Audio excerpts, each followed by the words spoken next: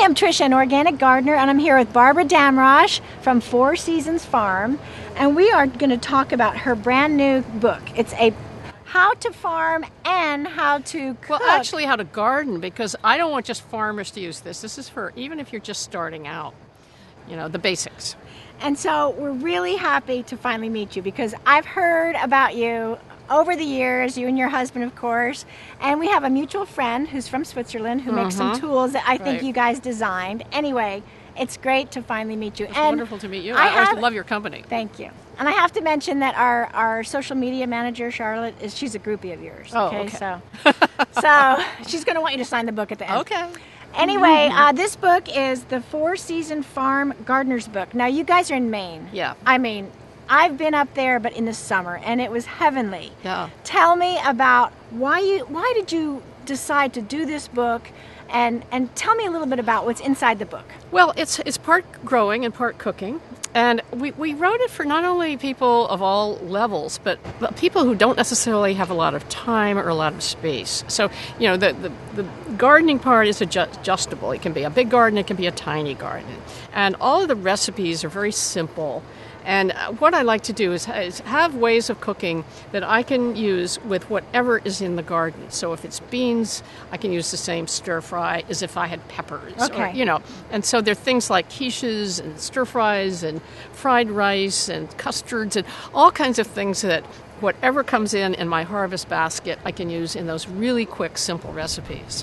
So do you explain in here how to garden in cold weather? Oh, yes. So what's the secret? And I always say that if you can garden in Maine, you can garden anywhere. Absolutely. And it's all about gardening with the seasons. Some things like cold weather, like spinach loves cold weather, but tomatoes don't. Tomatoes like warm. So you enjoy what's in season, you know, so much more if you're eating it at the time of year where it tastes the best.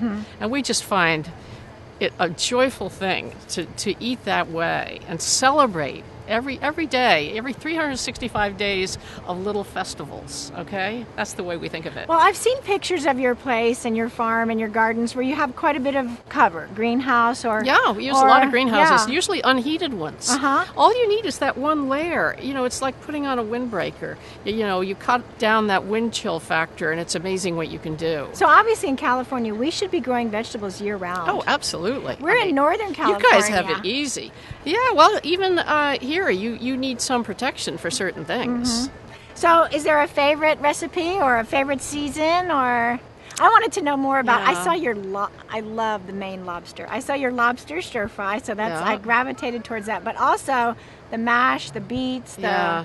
I think my favorite recipe is that hazelnut torte. It's a cake. It's just the cake when, okay, it's somebody's birthday, I have to make a cake. I don't have time to make a frosting. The frosting is just flavored whipped cream, and then you put berries or peaches or even, you know, citrus, whatever is in season goes into that cake. Okay. And everybody loves it, so but it's really easy. Is that instead of sugar or as a complement to sugar, the fruit? Well, with the fruit you have to use less sugar, exactly. That's great. I mean, healthy. We'll use a little honey or, you know, things like that. Yeah, it is healthy, yeah. Well, I have been very impressed by the little bio here down here. New York Times has given you the queen of organic growers. Well, thank you, New York Times.